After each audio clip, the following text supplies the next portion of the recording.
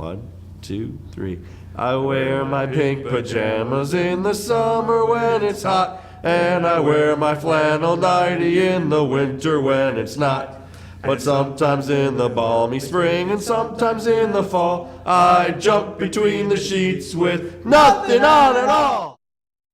In the summer of 1992, Brian and Kevin and I were blessed to be chosen for the staff of what was then Discovery Day Camp and would later become Camp Tonkawaya. Eventually, a couple of summers later, Mike Sharkey came aboard.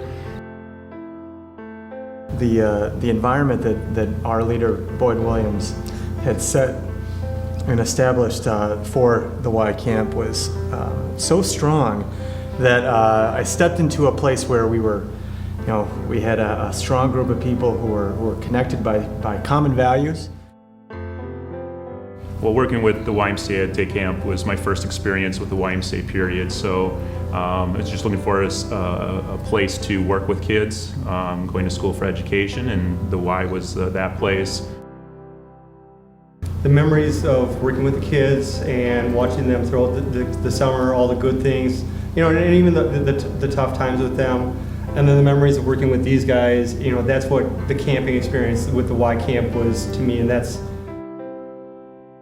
just the camaraderie of working with each other was just made work fun. Not only were we working with kids, but we're working with colleagues that we thoroughly enjoyed, both at work and became lifelong friends because of it as well. The camp job was my first job within the Y, and it kind of evolved into other jobs within the Y, like building supervising, working in after-school care, eventually leading to some jobs within the sports department for Boyd. And I really enjoyed working with Boyd, and that evolved into a full-time job here at the Neenah Y, creating the position of the youth sports coordinator, youth and family coordinator here.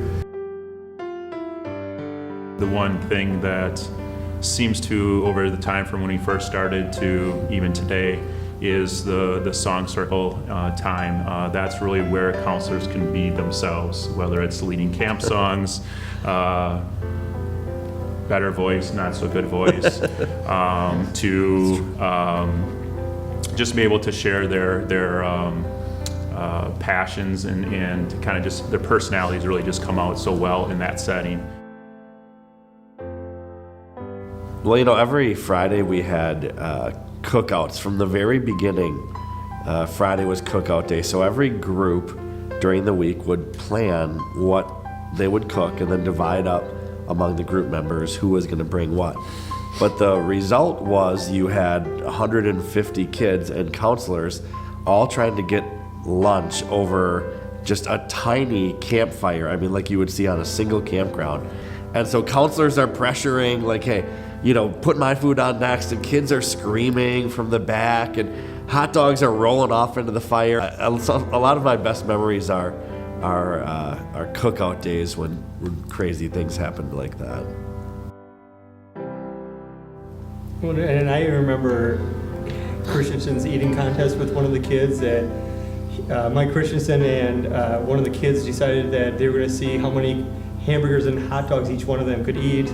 And I know it was close to double digits by the time both of them were done. And they kept on eating and kept on having fun with it. During part of our camp career, we started a tradition where at the end of the day, each group would hand out just tiny beads.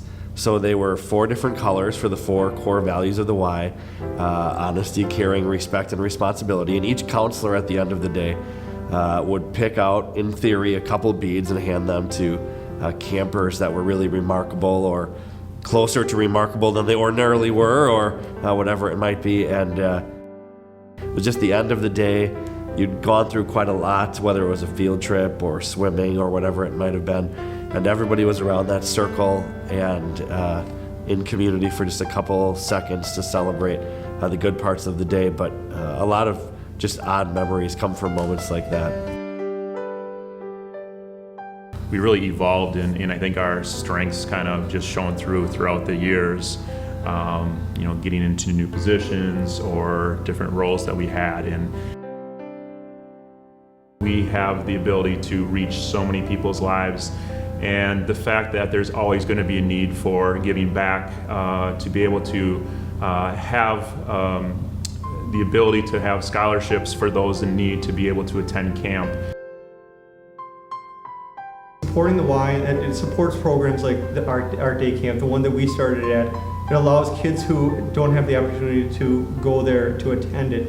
It allows families to come on a Saturday for a sports program, to come together and work with other families and be with other families. It's just a great opportunity. I'm lucky enough to have stumbled upon a job that became a passion and a calling, and I owe most of that to the Y. And I'm very proud of all the work that we've done for the Y and all of the young people that we've had a chance to get to know. It is amazing to come to a job and feel like you take more from it than you give.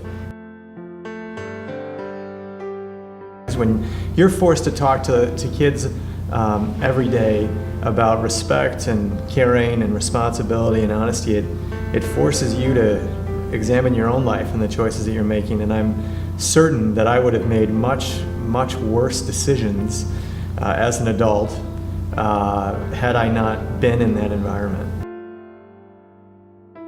When I think about that for our family, when I think about that for the families in our community, I understand clearly the responsibility that Jackie and I have to support the Heritage Club, to support the YMCA and the legacy that the YMCA has, and the impact that it will make on our kids and on the kids that our kids will grow up with, and the kids that their kids will grow up with, and we'll all be better off for it. Fried ham, cheese and bologna. After the macaroni, we'll have onions, pickles, and pretzels. Then we'll have some more fried ham.